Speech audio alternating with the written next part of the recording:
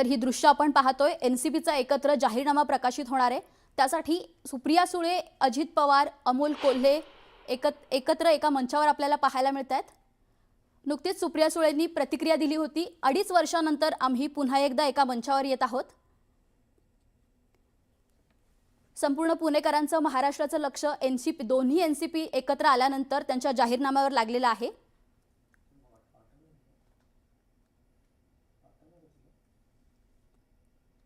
कार्यक्रम सुरू होतोय। मी सर्वप्रथम आदरणीय अजितदादा, आदरणीय खासदार संसदरत्न सुप्रियाताई सुळे, डॉक्टर अमोल कोल्हे आणि व्यासपीठावर असलेल्या सर्व मान्यवरांचं मनपूर्वक स्वागत करतो।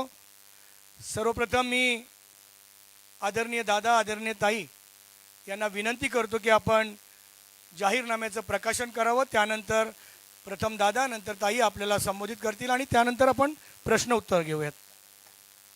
डॉक्टर अमोल कोल्हे साहेब, आपण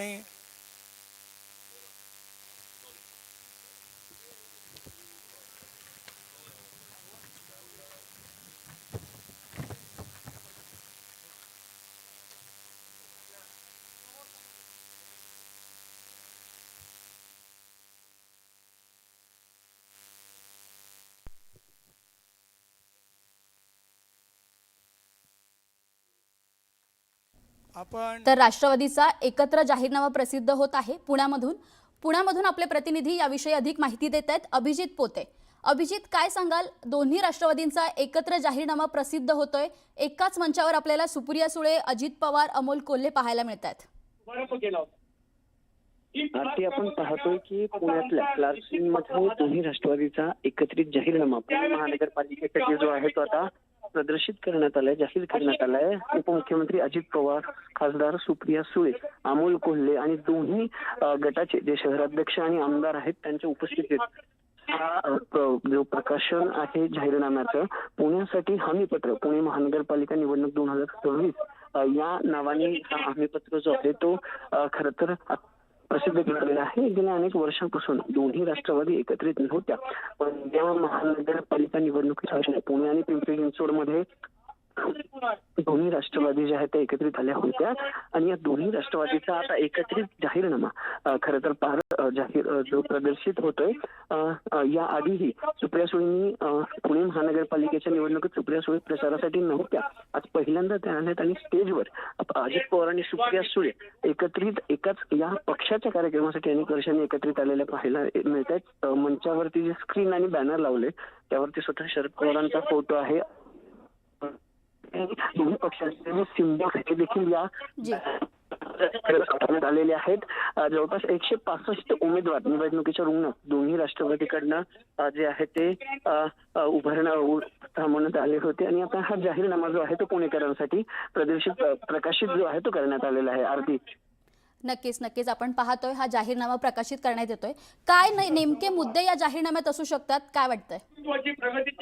आपण पाहतोय की जो जाहीरनामा आहे म्हणजे 5 काम जे दादांनी सांगितलं ते अजित पवारांनी की 1 अलाराम 5 काम, त्यामध्ये पाणी असेल, रस्ते असतील किंवा इतर वाहतूक मुक्त पुणे असेल किंवा घनकचरा व्यवस्थापन असेल, हे सगळे मुद्दे जे आहेत ते या जाहीरनाम्यात असणार आहेत। आणि यापूर्वी एक योजना 1 अलाराम 5 काम अशी योजना जी आहे ती काढली होती। नळाद्वारे दररोज स्वच्छ पाणी असेल, कचऱ्याचं व्यवस्थापन असेल, या सगळ्या गोष्टी या जाहीरनाम्यात आहेत। आता अजित पवार पत्रकारांशी संवाद साधतात, नेमकं काय बोलतात हे पाहणं महत्वाचं आहे।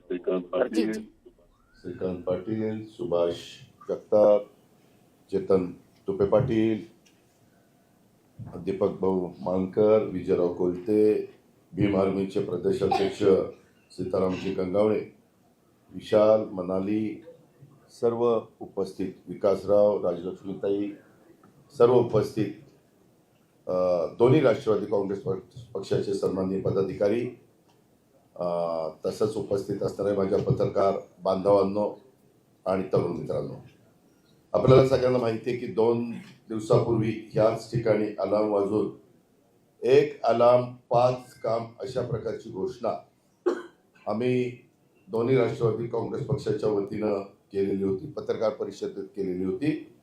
आणि त्यावेळेस आम्ही 5 कामांना प्राधान्य अगदी टॉप प्रायोरिटीनं देणार आणि नंतर इतर पण प्रश्न आहेत, परंतु त्याच्यामध्ये नळाद्वारे दररोज पाणी, ट्रॅफिकमधून खड्डेमुक्त पुणे शहराला करणार, नियमित स्वच्छता पुण्यामध्ये झाली पाहिजे अशा पद्धतीनं आम्ही नियोजन करणार, हायटेक आरोग्य सुविधा आणि 5वा प्रदूषणमुक्त पुणे महानगरपालिकेचा परिसर. आणि ही 5 कामं करण्याचा आमचा पत्रकार मित्रांनो पक्का वादा आहे. आणि या 5 कामा व्यतिरिक्त खालील 3 कामे करण्याचा देखील आमचा सर्वांचा इरादा आहे. त्याच्यामध्ये आपल्या इथं झोपडपट्ट्या आहेत, त्या झोपडपट्ट्यांचं पुनर्वसन आणि विशेषतः जुन्या इमारतींचा पुनर्विकास. तुम्ही बघितलंय आपल्या इथं पुण्यामध्ये जुने वाडे असतील, जुन्या वसाहती असतील किंवा वेगवेगळ्या पद्धतीनं सुरुवातीला माडा ज्यावेळेस अस्तित्वात आलं त्यावेळेस माडाच्या पण खूप मोठ्या प्रमाणावर इमारती आपल्या पुण्यामध्ये झालेल्या आहेत. त्याचा आता पुनर्विकास करणं काळाची गरज बनलेली आहे आणि त्याच्यामुळे सरकारने पण UDCPR मध्ये वेगवेगळ्या प्रकारचे त्याच्यामध्ये TDR असेल, त्याचा FSI असेल, ह्याच्यामध्ये काही बदल केलेले आहेत आणि म्हणून फॅमिली वाढलेल्या आहेत. आता तुम्ही बघा पूर्वीच्या काळामध्ये एक फॅमिली होती, त्यांच्यात 3-3 फॅमिली झालेल्या आहेत, 2-2 फॅमिली, 4-4 फॅमिली झालेल्या आहेत आणि त्यामुळं ह्या सगळ्यांच्या बद्दल पुनर्विकास करणं नितांत गरजेचं आहे. पुणेकरांच्या प्रति उत्तरदायित्व म्हणून काही विशेष गोष्टी ह्या आम्ही त्याच्यामध्ये करतोय आणि 150 पुणे मॉडेल शाळांची उभारणी. आपल्या पुण्यामध्ये विद्येचं माहेरघर आहे, त्यावेळेस एक मॉडेल शाळा अशा पद्धतीनं 150चं टार्गेट हे आम्ही उद्याच्या 5 वर्षाच्या करता ठेवलेलं आहे. अशी एकूण 8 कामांची विकासाची अष्टसूत्री विकासाची आणि आम्ही आपल्यासमोर मांडलेली आहे. अर्थात या व्यतिरिक्त कला, क्रीडा, संस्कृती या क्षेत्रामध्ये देखील बरंच काही करण्याचा आमचा मानस आहे आणि याबाबतचा तपशीलवार आराखडा आम्ही 60 दिवसात पुणेकरांच्या समोर ठेवणार आहोत. या जाहीरनाम्याच्या ठळक बाबी ह्या मी आपल्या सगळ्यांच्या समोर ठेवलेल्या आहेत आणि त्याचं विवेचन मी आता आपल्यासमोर करतो. हे जाहीरनामा तुम्ही आता बघितल्यानंतर तुमच्या सर्वांच्या लक्षामध्ये येईल की काही बाबतीमध्ये तुम्हाला प्रश्न देखील पडेल की बाबा हे कसं तुम्ही करणार आहे. आता उदाहरण जर सांगायचं म्हटलं तर अष्टसूत्री प्रगतीचा अष्टावधानी नेतृत्वाची 5 कामं पक्का वादा, 3 कामं करू जादा अशा पद्धतीचं हे सगळं आहे. आता त्या संदर्भामध्ये आपल्याला दररोज नळाद्वारे पाणी हे अशक्य गोष्ट नाही. आता इतर डॉक्टर कोल्हे साहेब बसलेले, इतर मान्यवर आहेत, सुप्रिया सुळे. त्यामध्ये काय झालं, आपल्याला दररोज नळाद्वारे पाणी हे अशक्य गोष्ट नाही. आता इथं डॉक्टर कोल्हे साहेब बसलेले आहेत, इतर मान्यवर आहेत, सुप्रिया सुळे आहेत. त्यामध्ये काय झालंय, काही आपला नवीन गावांचा परिसर आला त्याच्यामध्ये पत्रकार मित्रांनो इतक्या मोठ्या प्रमाणावर टँकर माफिया, जाऊ द्या वडगाव शहरी परिसरामध्ये देखील खूप मोठ्या प्रमाणावर टँकरची समस्या आहे. तर सुनील टेंगरे बसलेले आहेत, बाकीचे आमचे मान्यवर बसलेले आहेत, ते पण सगळेजण कबूल करतील. आणि मला इतक्या सोसायटी धारक आता भेटत आहेत ह्या निवडणुकीच्या निमित्तानं, सकाळी अर्ली मॉर्निंग येऊन भेटत आहेत. त्याच्यामध्ये वाघोली वेलफेअर सोसायटी वितरण व्यवस्था व्यवस्थितपणे उंच टाक्या ह्या तातडीनं बांधण्याची गरज आहे. खरं तर आता इतकी मोठी टेक्नॉलॉजी आलेली आहे आणि जर वॉर फुटिंगवर काम करायचं म्हटलं तर टाक्या आपण ताबडतोब बांधू शकतो आणि जागा उपलब्ध करून देऊ शकतो. परंतु तेही मागच्या काळामध्ये त्याला डिले झालेला आहे. 2015ला मी तुमच्या माहिती करता सांगतो, आम्ही 2818 कोटींची मंजुरी दिलेली होती. आमची मुदत संपत आले त्यावेळेस 82 पैकी फक्त 59 टाक्या अजून कार्यान्वित नाहीयेत आणि 200 किलोमीटर वितरण व्यवस्था काम बाकी आहे. 45,000 AMR अशा प्रकारे मीटर अजून बसवलेली नाहीयेत आणि त्याच्यामुळं कारण नसताना अनेक पुणेकरांना त्याची किंमत मोजावी लागते आणि म्हणून आम्ही ते दररोज पुणेकरांना प्यायला पाणी, वरसगाव पाचशेत, खडकवासला, टेंबर, भामा, स्केट हे तर आपण आणलेलंच आहे. आपण त्याच्यामध्ये सुधारणा करू पाहतोय आणि बाकीचं मग आपण मुळशी डॅम असे टाटाची जी धरणं आहेत तिथनं पण आपण आणण्याचा प्रयत्न काम करणार आहोत. दुसरं म्हणजे आम्ही जे काही सांगितलेलं आहे की पुणे शहरातील 33 मिसिंग लिंक आणि 15 मुख्य रस्त्यांच्या दर्जात सुधारणा करून 150 किलोमीटरहून अधिक लांबीच्या या रस्त्यांमुळे पुणे शहरात कुठेही जाणे सोपे होईल. त्याच्यामध्ये टॉम ट्रॅफिक सर्वे या जगातल्या 501 शहरांचा अभ्यास करून या ट्रॅफिकमध्ये अत्यंत खराब अवस्था असणाऱ्या शहरांच्या मध्ये आपला पुण्याचा 4था नंबर लागतो आणि त्यात सुधारणा करण्यासाठी आपला डेव्हलपमेंट प्लॅन, आपला आरपी मधील सर्व रस्ते संपूर्ण रुंदीनं विकसित करणं गरजेचं आहे. तसेच बस, मेट्रो अशा पब्लिक ट्रान्सपोर्टला देखील सक्षम करणं गरजेचं आहे. हे मी आपल्याला मध्ये पण सांगितलेलं होतं. अनेक जाहीर भाषणामध्ये देखील मी माझी भूमिका मांडतोय आणि त्यामध्ये आमचा ही सगळी युती, आमचे दोन्ही पक्ष आणि आमचे भीम आर्मी आणि बाकीचे सगळे आमचे बरोबर आलेले सहकारी असे आम्ही एकत्र मिळून ते काम करणार आहे. मित्रांनो, तुम्हाला सगळ्यांना माहिती आहे, मी पहिल्यापासून स्वच्छतेचा अतिशय मला आवड आहे. मला कुठंही काही मी काम करत असलो तर कुठं कचरा पडला तर मी ताबडतोब तिथल्या संबंधितांना सांगतो की बाबा हे ताबडतोब उचला, किंवा मला तिथं उचलता आला तर मी पण उचलायला मला कमीपणा वाटत नाही. ते आपलं सगळ्यांचं काम आहे.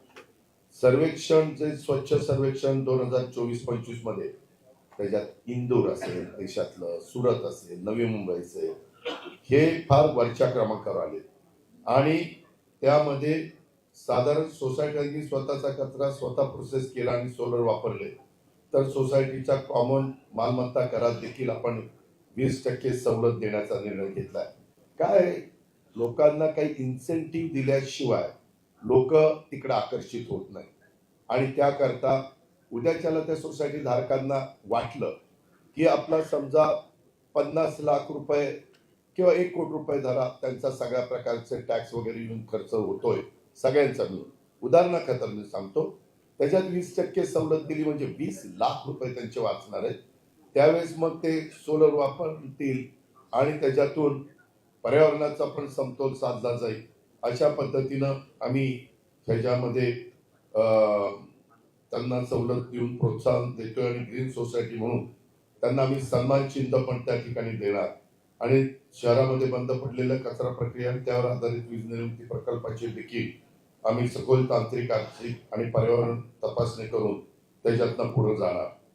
त्याच्यामध्ये पुणे महानगरपालिकेने फक्त 11 ऑटोमॅटिक स्वीपिंग मशीन आहेत, 12,350 सफाई कर्मचारी कॉन्ट्रॅक्टरचे आणि आपले परमनंट धरून, तरी देखील वेगवेगळ्या भागामध्ये कचऱ्याचे ढीग दिसतात.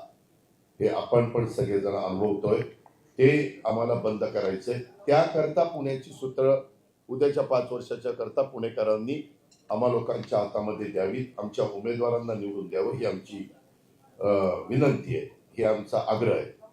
टर्शरी हॉस्पिटलमधील तज्ज्ञ डॉक्टरांवरील ताण कमी करण्याच्या दृष्टीनं तसेच घराच्या 2 किलोमीटर परिघाच्या आत प्राथमिक वैद्यकीय सुविधा मिळण्याच्यासाठी प्रायमरी हेल्थ सेंटर खूप महत्वाची आहे आणि तशा पद्धतीनं आम्ही आमच्या जाहीरनाम्यामध्ये दिलेलं आहे. पीसीएमसी मध्ये साधारण 30 लाख लोकसंख्येच्या मागं 1400 बेड उपलब्ध आहेत, पण आपल्या पुण्यामध्ये पीएमसीच्या मध्ये 60 लाख लोकसंख्येला फक्त 425 बेड त्या ठिकाणी उपलब्ध आहेत. हे फार मोठी तफावत आहे. त्याच्यामध्ये हे अद्वितीय अशा पद्धतीचं पुणे आहे का? शिक्षण, आरोग्य आणि अशा मूलभूत सुविधा पालिका देऊ शकत नसेल तर त्याला काही अर्थ नाही. त्याकरता आमच्या इथले जे स्थानिक नेतृत्व आहे, ज्यांच्या हातामध्ये पुणे महानगरपालिकेचा कारभार आहे, त्या गोष्टीला आमचा त्या ठिकाणी विरोध आहे आणि म्हणून मी आपल्याला सगळ्यांना सांगेन की आज इतक्या मोठ्या प्रमाणावर आपल्याला बेड हे उपलब्ध करावे लागणार आहेत. त्याचबरोबर इतर पण काही उपक्रम आम्ही घेतलेले, उदाहरणार्थ आपल्या बीएमसीच्या अखत्यारीमध्ये भारतरत्न अटल बिहारी वाजपेयी वैद्यकीय महाविद्यालयाला अत्याधुनिक बनवण्याचं काम, स्वतंत्र कर्करोग रुग्णालयाची उभारणी, अत्याधुनिक बर्न वॉर्ड सुविधा आपल्याला माहिती आहे की जर कुणी भाजलेले पेशंट आले तर सूर्या हॉस्पिटल इथं प्रथम प्राधान्य दिलं जातं. परंतु त्याचबरोबर अनेक ठिकाणी या घटना घडतात, म्हणून बर्न वॉर्डची पण सुविधा केली गेली पाहिजे. अशा तज्ञ डॉक्टरांची डिजिटल सल्लामसलतीसाठी टेलिमेडिसिन सेवा राबवणं हे पण आमचं त्या ठिकाणी उद्दिष्ट राहणार आहे आणि तशा पद्धतीचं ते काम आम्ही करू पाहतोय. प्रदूषणाच्या बाबतीमध्ये 980 MLD रोजचं निर्माण होणारं सांडपाणी फक्त 503 MLD सांडपाणी शुद्ध करण्याच्या पालिकेकडे यंत्रणाच नाहीये आणि 9 STP पैकी 6 जुने झालेत. हे सांडपाणी आपल्या नदीला जातं, मग ते मुळाला असेल, मुठाला असेल, इंद्रायणीला असेल, पवनाला असेल आणि हे सोडल्यावर कसं पर्यावरण सुरक्षित राहणार अशा प्रकारचा प्रश्न आहे. विचार केला तर पुणेकर फार या पर्यावरणाच्या बाबतीत प्रदूषणाच्या बाबतीमध्ये जागृत असतात हे अनेक उदाहरणावरून आपल्याला सगळ्यांना पाहायला मिळेल. आम्ही मगाशी सांगितलं तशा पद्धतीनं आपल्या गुंठेवारी नियमितीकरण करताना सामान्य नागरिकांना 2-2, 3-3 वर्ष हेलपाटे मारावे लागतात. पालिकेची प्रक्रिया पूर्णपणे ऑनलाईन ह्याच्याकरता आपल्याला करावी लागणार आहे. जी नव्या गोष्टी आज जगामध्ये घडत आहेत आणि त्याच्यातनं उत्तम प्रकारची सेवा तिथल्या नागरिकांना देता येते.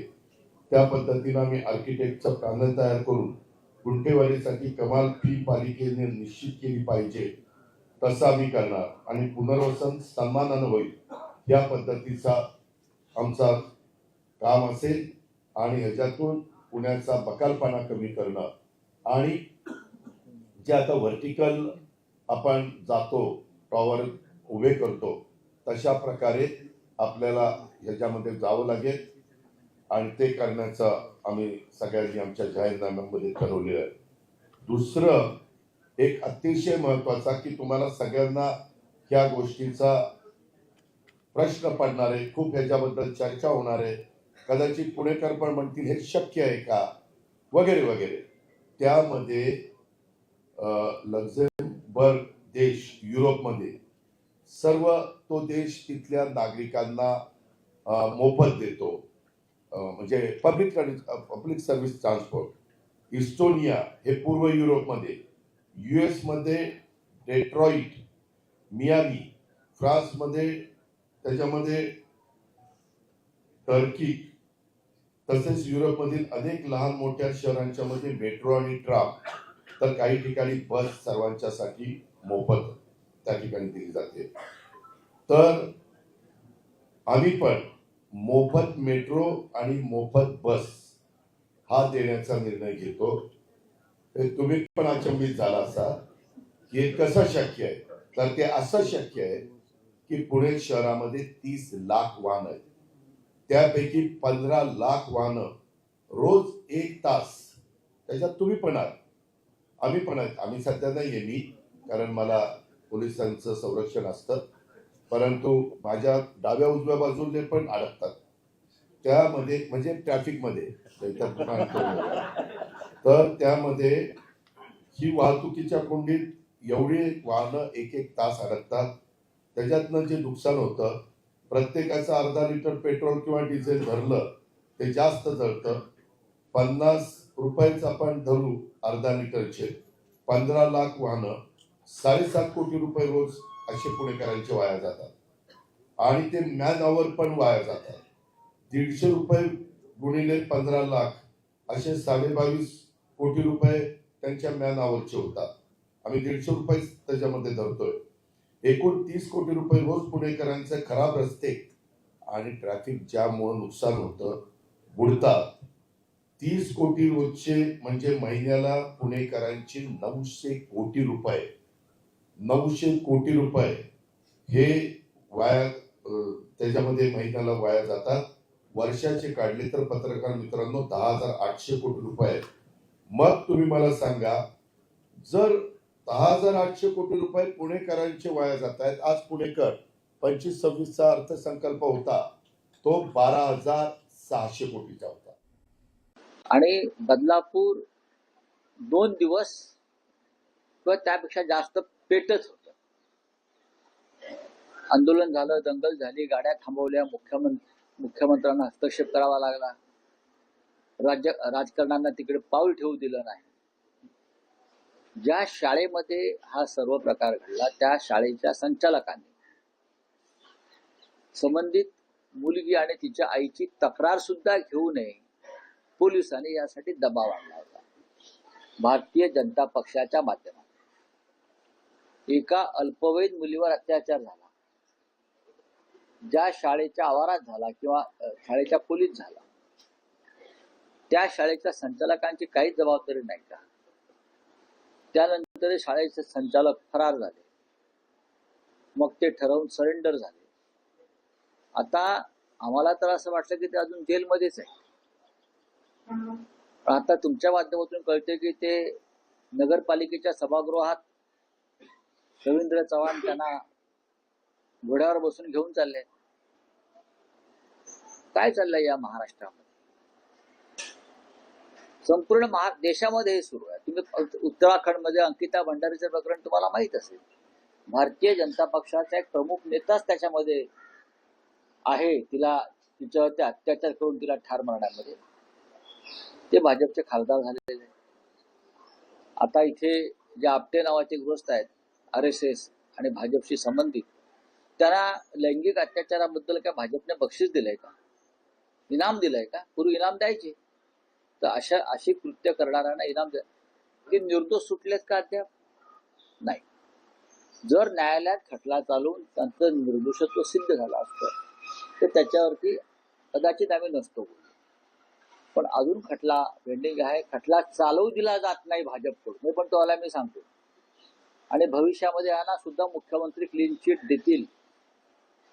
जर देवेंद्र फडणवीस यांना काँग्रेस बरोबर युती नको आहे तरी त्यांच्या लोकांवर कारवाई केली असं म्हणतात. जर देवेंद्र फडणवीस यांनी ओबीसीच्या पक्षाबरोबर आमचे वैचारिक मतभेद आहेत, आम्ही त्यांच्याबरोबर युती करणाऱ्यावरती कारवाई करू, मग लैंगिक अत्याचार प्रकरणातल्या आरोपींशी तुमची युती होऊ शकते का? ते पण त्यांना थेट तुम्ही स्वीकृत नगरसेवक करून पालिकेत पाठवताय. तुम्ही महाराष्ट्राच्या संस्कृतीवरती थुंकताय. महाराष्ट्राची संस्कृती आहे त्याच्यावर तुम्ही थुंकताय. काय संदेश देताय तुम्ही देशाला? आणि तुम्ही महाराष्ट्राचे रक्षण करते आहात. तुम्ही महाराष्ट्राचे राज्य करते आहात. हे तुमचं काम आहे. अत्यंत घृणास्पद प्रकार भारतीय जनता पक्षाने केलेला आहे. काँग्रेस, MIM यांच्याबरोबर तुम्ही शेवटी छुपी केलेलीच आहे. आणि आता एका बाजूला लैंगिक अत्याचारात जे प्रकरण सगळ्यात जास्त या महाराष्ट्रात गाजलं आणि जनता हादरली, त्यातल्या आरोपींना तुम्ही तुमच्या पक्षात सन्मानानं घेऊन महानगरपालिकेत पाठवताय, ते पण स्वीकृत. लज्जास्पद प्रकार आहे. राज्याच्या प्रतिमेला काळीमा फासणारे कृत्य भारतीय जनता पक्ष करताय.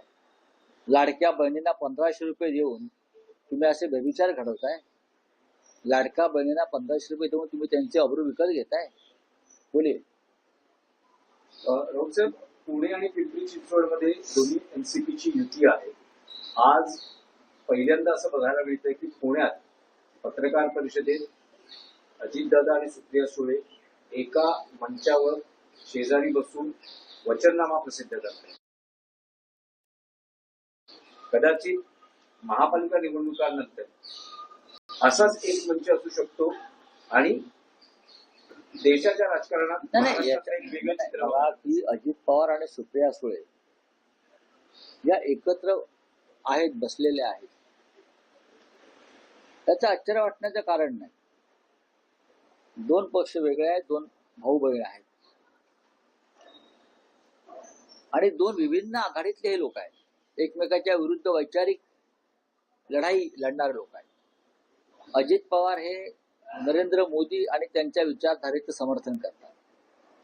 अजित पवार, नरेंद्र मोदी, अमित शहा यांच्या राजकारणाचं, त्यांच्या लोकशाही विरोधी कृत्याचं, त्यांच्या संविधान विरोधी कृत्याचं, त्यांच्या पापाचं समर्थन करणाऱ्या आघाडीमध्ये आणि दुसऱ्या बाजूला शरद पवारांचा जो पक्ष आहे तो या सगळ्यांना विरोध करतो आहे की नरेंद्र मोदी लोकशाहीची हत्या करतायत, अमित शहा हे यंत्रणांचा गैरवापर करून विरोधकांचा आवाज दाबतायत, अमित शहा नरेंद्र मोदी हे हिंदू मुसलमान अशा धर्मांध विचारांच्या बरोबर आहेत आणि त्यावर निवडणुका लढतात. पण आता हे दोन पक्ष एकत्र होऊन निवडणुका लढतात. त्याच्यावरती भारतीय जनता पक्षानं उत्तर दिलं पाहिजे. मी सुप्रिया सुळे यांना प्रश्न विचारणार नाही. आमच्यासाठी अजित पवार भारतीय जनता पक्षाच्या विरोधात जाऊन इथे आलेले आहेत आणि निवडणूक लढतात हे महत्वाचं आहे. पण जर आता परवा आशिष शेलार हे अजित पवारांची सावरकरांवर शिकवणी घेत होते, मग अजित पवारांना शिकवणी लावली आहे का सावरकर विचारांची? मग जर शिकवणी लावली असेल तर मग तुमच्या बरोबर ते का नाही, ते दुसऱ्या पक्षाबरोबर का आहेत? पण महाराष्ट्राच्या राजकारणामध्ये जो गोंधळ झालाय, एक डबकं झालेलं आहे आणि त्या डबक्यामध्ये बेडूक डराव करत बसल्यात. त्यांना कोणता विचार नाही. मराठी मतदारांना आकर्षित करण्यासाठी भाजपने सध्या सवालांवरच प्रश्न आहे की तुम्ही असं म्हणतात की दोन्ही विचारधारा वेगवेगळ्या आहेत पण एकत्र व्यासपीठावर आहेत. तर हे चित्र बघताना तुम्हाला आश्चर्य वाटतं की खंत वाटते? नाही, आश्चर्य वाटायला नको आणि खंत वाटायला नको. सध्याचं राजकारण ज्या पद्धतीने चाललेलं आहे, फक्त ये न केन प्रकारे माझी माणसं निवडून आली पाहिजे यासाठी लोक एकत्र येत आहेत. जर अमरनाथमध्ये काँग्रेसचे 12 नगरसेवक भाजपात विलीन होतात किंवा परभणीमध्ये शिंदे गट, ओबीसी गट एकत्र येतात, तर कोणती विचारधारा राहिली महाराष्ट्रात? विचारधारा फक्त व्यासपीठावर बोलण्यासाठी, बाकी काही नाही, आणि मुलाखती देण्यासाठी. Bombay is not Maharashtra city असं वादग्रस्त विधान भाजपचे नेते अण्णामलाई यांनी केले. त्याच्यावरती एकनाथ शिंदे यांच्या पक्षाचं काय म्हणणं आहे, जे स्वतःला शिवसेना वगैरे समजतात, आणि महाराष्ट्राचे मुख्यमंत्री देवेंद्र फडणवीस जे म्हणतात की सूर्यचंद्र असेपर्यंत मी मुंबईला महाराष्ट्रापासून वेगळं होऊ देणार नाही. बरं का, गर्जना चांगली आहे, पण तुमच्या पक्षाचेच पुढारी इथे येऊन मुंबई महाराष्ट्राची नाही असं म्हणतात, त्याच्यावर त्याने उत्तर दिलं पाहिजे. एकनाथ शिंदेनं उत्तर दिलं पाहिजे, त्यांच्या लोकांनी उत्तर दिलं पाहिजे. मुंबई महाराष्ट्राची नाही असं तुमचे स्टार प्रचारक सांगतायत. हा जो कोणी अण्णा फडणा झन्ना मलाही आहे, बरं का, हा विचार भाजपचा आहे का? तो भाजपचा नेता आहे. नेता असेल तर तुम्ही त्याच्या विरुद्ध, या अण्णामलाई विरुद्ध इथे गुन्हा दाखल केला पाहिजे महाराष्ट्रात. महाराष्ट्राच्या राजधानीविषयी तो असं कसं काय वक्तव्य करू शकतो? 106 मराठी हुतात्म्यांचा अपमान भाजपच्या अण्णामलाईने केला असेल तर महाराष्ट्राच्या मुख्यमंत्र्यांनी त्याच्यावर गुन्हा दाखल करून त्याला ताबडतोब अटक केली पाहिजे. त्याला मुंबईच्या बाहेर जाऊ देता कामा नये. कोणी लुंग्या सुंग्या येईल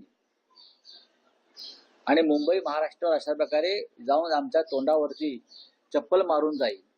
कुठे आहे तुमचा स्वाभिमानी बाणा? हे धनुष्यबाण ज्यांनी घेऊन चोरलाय किंवा जे शिवसेनामुळे मिरवतात, का त्यांच्या तोंडामध्ये आता गोळा बसलेला आहे कापडाचा? एवढे लाशात की तुमच्या थोबाडात मारून गेला तो अण्णामध्ये सरकारच्या. आमचं आम्ही बघू, आम्हाला काय करायचं ते. हा कृपाशंकर बोलतो, मुंबईचा महापौर उत्तर भारतीय अण्णामलाई सारखा माणूस येऊन सांगतो की मुंबई महाराष्ट्राचीच नाही. हा, देवेंद्रजींनी याच्यावरती उत्तर द्यायला पाहिजे. रश्मी शुक्लाने 5 दिवसापूर्वी रिटायर होण्यापूर्वी एक अहवाल सादर केला होता. मीरा भाईंदरच्या प्रकरणामध्ये देवेंद्र फडणवीस आणि शिंदे यांना गोवण्याचा प्रयत्न केल्याचा अहवाल त्यांनी सादर केला होता आणि त्यांनी संजय पांडे यांनी हा म्हणजे दबाव आणला होता. माहितीसाठी सांगतो, रश्मी शुक्ला या राष्ट्रीय स्वयंसेवक संघाच्या कार्यकर्त्या, त्यांचं अख्खं कुटुंब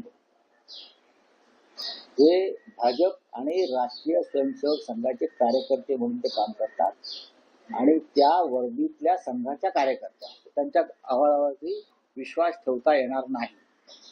तसं नसतं तर त्यांना एक्सटेन्शन दिलं नसतं ना, संघाच्या दबावामुळे दिलं. तिथे काय दिलं त्याला मराठी प्रश्न आहे. देवेंद्र फडणवीस असं म्हणतात की बाळासाहेब ठाकरेंचा जन्मही पुण्यातला होता, त्यामुळे तशी मुंबई ही माझी कर्मभूमी आहे बघा. असं फडणवीस म्हणतात. अण्णा मलाईवरच्या वक्तव्यावर आधी तुम्ही उत्तर द्या, मग जन्मभूमी, कर्मभूमी, धर्मभूमी काय ते आम्ही बघू. बाळासाहेब ठाकरेंचा इतिहास काढण्याचा तुम्ही भानगडीत पडू नका. त्या खोदकामात तुम्हीच गाडले जा. फडणवीस साहेब, तुमचा स्टार प्रचारक मुंबईत येऊन तुमच्या थोबाडीत मारून गेला अण्णा मलाई, बरं का? आता तुम्ही त्याच्या लुंगीमध्ये तोंड लपवणार का? सांगा ना. मुंबई महाराष्ट्राची नाही, ही सुरुवात जे आम्ही म्हणतोय मुंबई तोडण्याचा प्रयत्न सुरू आहे भाजपचा, ही चाचपणी आहे. चला, थँक्यू.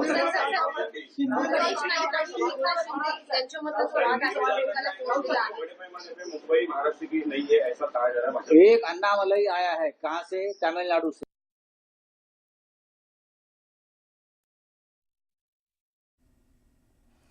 संजय राऊत यांचा पत्रकारांशी संवाद.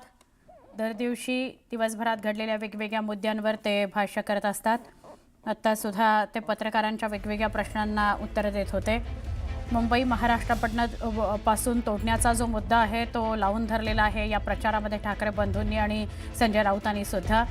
अण्णा मलाई यांनी जे वक्तव्य केलं त्याच्या विरोधातही त्यांनी भाष्य केलेलं आहे. आपण एक छोटासा ब्रेक घेऊ आणि अजून काही बातम्यांकरता काही क्षणात पुन्हा भेटू.